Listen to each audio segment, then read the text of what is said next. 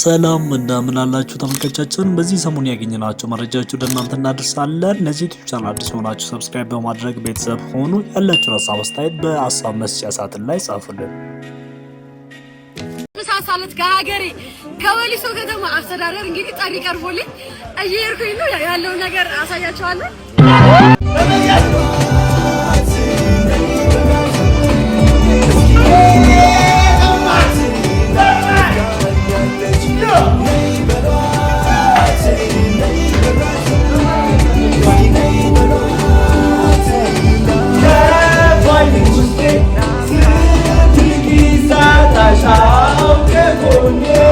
አዶናይና ጆሲ ነይ ብሏታል። እንግዲህ አዲስ ያወጡት ዘፈን በአጭር ጊዜ ውስጥ ብዙ እይታ ማግኘት ይችላል። በሆፕ ኢንተርቴይንመንት ዩቲዩብ ቻናል ላይ ተለቆ በ12 ሰዓት ውስጥ ወደ 300,000 እይታ ማግኘት ይችላል። ቪዲዮ ከተሰራ በኋላ ማለት ነው። እንግዲህ አዶናይና ጆሲ ይሄንን ቪዲዮ የሰሩት ደግሞ ሀሳቡ ይህ ዘፈን ለመስራት የመጣላቸው እስር ቤት እያሉ ነው። ከእስር ቤት ሲለቀቁ ልክ እንደተለቀቁ ማስተዋወቅ የጀመሩት ዘፈናቸውን ነው ማለት ነው። ይህ ዘፈን በአጭር ጊዜ ውስጥ ብዙ አይቶታል ማለት ነው። አንዳንድ ሰዎች በኮሜንት ሴክሽን ላይ ዘፈኑ ቆንጆ ባይሆንም ግን አዶናይ ስለምንወድ ይህንን ዘፈን እያየን ነው ብለዋል ማለት ነው። አዶናይም ደግሞ እጅግ በጣም እንደተደሰተ እንግዲህ በቪዲዮ ኢንትሮ ላይ እንደምትመለከቱ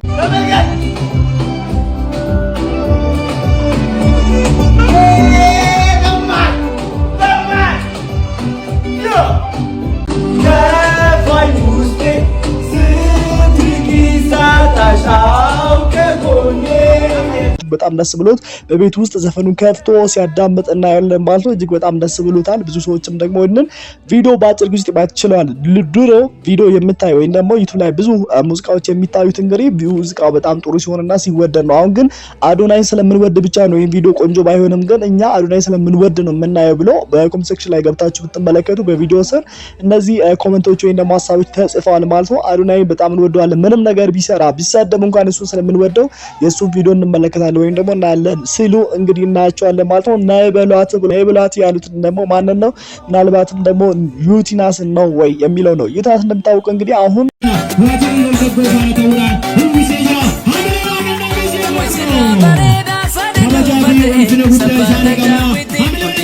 በዚህ ዘመን ከዩጋንዳ ወደ ኢትዮጵያ ተመልሳለች ማለት ነው። ዩጋንዳ 2 አዋርድ ወይም ደግሞ 2 ሽልማቶችን አሸንፋ ወደ አዲስ አበባ ስትመለስም በአየር መንገድ ወይም ደግሞ በኢትዮጵያ ኤርፖርት እንግዲህ የአቀባበል ስነ ስርዓት ተካሂዶላታል ማለት ነው። ይሄ ብቻም ሳይሆን ደግሞ በወሊሶ ከተማ ማለትም ተወልዳ ባደገችበት ከተማ የአቀባበል ስነ ስርዓት በፈረሶች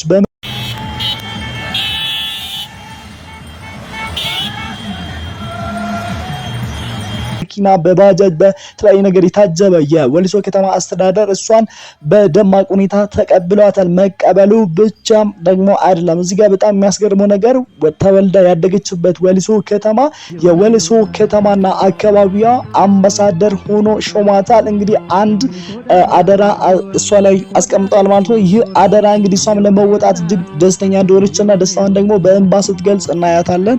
እንግዲህ ዩቲናስ ከዚህ በኋላ ትልቁ ስራዋ እንግዲህ ወሊሶ ከተማን ማስተዋወቅ ይሆናል። እንግዲህ ተወልዳ ያደገችበት ይሄ እጅግ በጣም መታደል ነው። አንዳንድ ጊዜ እውቅናችንን ተወልደን ላደግንበት ከተማ ተወልደን ላደግንበት አካባቢ ስናወል እጅግ በጣም ደስ የሚለው ነገር ነው። ተወልደን ያደግንበት ማህበረሰብ ላሳደገን ማህበረሰብ ጥሩ ነገሮችን ማድረግ ሀገራችን ማስተዋወቅ እጅግ በጣም ደስ የሚል ነገር ነው። ብዙ ሰዎች ታዋቂ ከሆኑ በኋላ ተወልደው ያደጉበትን ቦታ ይረሱና ጥሩ ቦታዎችን የሚመቻቸውን ቦታ ሄደው መኖር ይጀምራሉ። ከዛ ተወልደው ያደጉበትን እስከነጭራሹ ዙር ብሎራቸው የማዩበት አንገል ጊዜ አለ ማለት ነው። አሁን ግን ዩቲናስ እጅግ በጣም በሚገርም ሁኔታ የወሊሶ ከተማ አምባሳደር ሆናለች ማለት ነው። እንግዲህ በደቡብ ምዕራብ ሸዋ ዞን እሷ ከዚህ በኋላ የወሊሶ ከተማ አምባሳደር ሆና ተሾማለች። በሌላ ዜናችን ደግሞ ስለ ማስተር አብነት ከበደ ነው። ማስተር አብነት ከበደ እንግዲህ ታሞ አሁን ሆስፒታል እንደሚገኝ ብዙዎቻችን እናውቃለን። እዛም ደግሞ ብዙዎች ሄደው እሱን እየጠየቁት ይገኛሉ። እጅግ እዚህ ጋር በጣም ያስገረመኝ ነገር በጣም እኔን ያስደነቀኝ ነገር ምንድነው? ማስተር አብነት ታሞ እዛ እያለ እንግዲህ የሃይማኖት አባቶች እየሄዱ እየጠየቁት ነው። በጣም ደስ የሚለው ነገር ደግሞ እዚህ ጋር የሙስሊም አባት ይሄዳሉ። እዚህ ፎቶ ላይ እንደምንመለከተው የሙስሊም ኢማም ነው ምን ሼክ የሚባሉ ይመስለኛል። እነዚህ አንዱ እንደውም በጣም እናውቀዋለን ሼክ ማን ይባላል ይባላል ስሙ። እሱ ሚዲያ ላይ በጣም ስለምናውቀው ማለት ነው እንግዲህ አቡበከር ይመስለኛል ስሙ። እዛ ተገኝቶ ዱዓይ አድርጎለታል። እንደዛም ደግሞ አንድ አባት የኦርቶዶክስ አባት ይመስለኛልና ቄስ ናቸው። እሳቸውም ደግሞ እዛ ተገኝተው እዛ እንትን ሲሉ እናያቸዋለን። እንደዛም ደግሞ የፕሮቴስታንቱ በጣም የምንወደውና የምናከብረው ፕሮፌት አፖስትል ታምራት እናውቃለን። የሲጂ ቴሌቪዥን ባለራዕይ ማለት ነው። እሱም እዛ ተገኝቶ ጸልዮለታል ማለት ነው። ሁሉም የሃይማኖት አባት እንደየሃይማኖታቸው እየተረባረቡለት ይገኛሉ። እጅግ በጣም ደስ የሚለው ነገርና ማስተራበነትም ደግሞ ወደ ቀድሞ ጤናው ተመልሶ በጎ ስራውን እንደሚሰራ እንደሚቀጥል እናምናለን፣ ተስፋ እናደርጋለን። ሁላችንም ደግሞ ባለንበት በየሃይማኖታችን እንጸልይለት፣ ዱዓ እናድርግለት፣ ጸሎት እናድርግለት ለማለት እወዳለሁ። እንግዲህ ዮናስ አሁን ቀውጥ እያደረገች ነው። እንግዲህ በጣም የሚገርም ነገር ነው። እንግዲህ ለአንድ ቲክቶከር እንደዚህ የአቀባበል ስነ ስርዓት ይካሄዳል የሚለው ነገር ብዙ ሰዎችን ጥያቄ እየፈጠረባቸው ይገኛል። ወሊሶ ከተማ እንግዲህ ድምቅ ብላ ነው እንግዲህ እሷን የተቀበለቻቸው። ደግሞ የባህል ስነ ስርዓቱ በዛ በባህል ስነ ስርዓት ነው እንግዲህ እሷን ተቀብሏት ደግሞ እዛ ጋር ድግስ አይደለም ማለት ነው። እንግዲህ ጋቢ አልብሰዋታል። እንደ ድሮ የኦሮሞ ባህል በጣም ደስ የሚለው አለ አይደል? እንደሱ ማለት ነው። እጅግ በጣም የሚያስገርም ነገር ነው። እንኳንም ደስ አለሽ፣ እንኳን ለዚህ አበቃሽ ማለት እንወዳለን። እንግዲህ ኢትዮጵያ ውስጥ ኢትዮጵያን ቲክቶክ ክሬተር አዋርድ ላይ ተወዳድራ ግን አዶናይ ያሸንፋት ነበረ። ይሄ ደግሞ ለሷ አንድ ማካካሻ ነው ብሎ የሚያስቡትም አለ። እንግዲህ በትንሽ ነገር ስንሸነፍ እግዚአብሔር ደግሞ ለትልቅ ነገር እያዘጋጀን ነው የሚሉት ሀሳብም እየገለጹ የሚገኙ ብዙዎቻችን አሉ ማለት ነው። ሌላ ጉዳያችን ደግሞ ስለ ነብይ ፕሮፌት ወይም ደግሞ ሄኖክ የሚባል የጂፒኤስ ቴሌቪዥን ባለራዕይ የነበረው ስለ ሰላሌ ህዝብ የተናገረው ነገር በጣም ቅሬታ አስነስቶ ነበርና ሰላሌ ከሰላሌ አገሩ የጠንቋይ ሀገር የጠንቋይ ሀገር ብሎ የተናገረው ነገር ብዙዎችን እሱ ላይ እንዲነሱ አድርገዋል። ነገር ግን እሱ በሀገር አሜሪካ ሆኖ ይቅርታ ጠይቋል። ይቅርታ ጠይቆ እኔ ለሰላሌ ህዝብ መላው ለዚህ ኢትዮጵያ ህዝብ ይቅርታ ለማለት ወዳለው በቃ ይቅር በሉኝ ብሎ አምነዋል። እንግዲህ የሰላሌ ህዝብም ደግሞ የይቅርታ ህዝብ ይቅርታን የሚያውቅ ህዝብ ስለሆነ ይቅርታ እንደሚያደርግለት ተስፋ አደርጋለሁ። ነገር ግን ደግሞ በህግ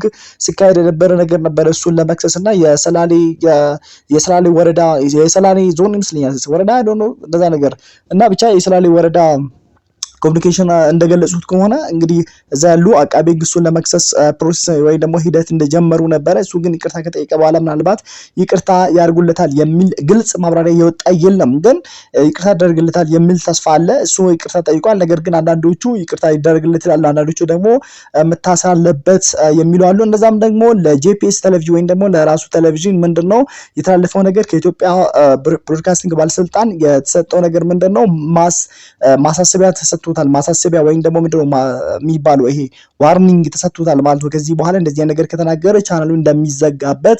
በሌላ ጉዳያችን ደግሞ እንደምታወቀው እንግዲህ ብዙ ሰዎች ሲታመሙ ሲቸገሩ በሶሻል ሚዲያ ወይም ደግሞ በማህበራዊ ሚዲያዎች እርዳታ እንደሚሰበሰብ እናውቃለን። ከዚህ በኋላ ግን በማህበራዊ ሚዲያ እርዳታ ማሰባሰብ አይቻልም ብሎ የኢትዮጵያ ስለ ጸረ ምናምን የሚለው የኔንተር ድርጅት አለና እሱ ማስታወቂያ አውጥተዋል። ከዚህ በኋላ በየትኛው ማህበራዊ ሚዲያ እርዳታ ማሰባሰብ አይቻልም ተብሏል። እንግዲህ ከዚህ በኋላ እርዳታ የክሌታ ማርማን የሚባል ነገር የለም። አንዳንድ ጊዜ ይሄ ነገር ጥሩ ነገር አለው፣ ግን አብዛኛው 70% ጥሩ ነገር ነው። ለምን መንግስት እንደከለከለ አላውቅም። ይሄ በዚህ ብዙ የማጭበርበር ስራ ስለተካሄደ ይመስለኛል እንግዲህ ይሄ ነገር ህጉ እየታወጀው ምናልባት ለጊዜ ሊሆን ይችላል እንጂ እንደዚህም ደግሞ የሚቀር አይመስለኝም። ምክንያቱም ብዙ ሰዎች በዚህ በኦንላይን ወይም ደግሞ በማህበራዊ ሚዲያ ብዙ ሰዎች ተደርሶላቸዋል፣ ብዙ የተቸገሩ ሰዎች ታግዘዋል፣ ብዙ የታመሙ ሰዎች የህክምና ገንዘብ አግኝቶ እንዲታከሙ ተደርጓል። ብዙ ሰዎች ከችግራቸው እንዲወጡ ተደርጓልና ይሄ ነገር ለረጅም ጊዜ አይመስለኝም፣ ምናልባት ለጊዜ ሊሆን ይችላል። እንግዲህ አሁን ያለው ነገር ከዚህ በኋላ በማህበራዊ ሚዲያ አሁን እርዳታ ማሰባሰብ እንደማይቻል መንግስት መግለጫ አውጥቷል ማለት ነው። እስካሁን አብራችሁ ስለቆያችሁ እጅግ በጣም አመሰግናለሁ። ለዚህ ዩቲዩብ ቻናል ሰላችሁ ሰብስክራይብ ማድረግ እናትርሱላችኋለሁ። ሰላም ሁኑልኝ።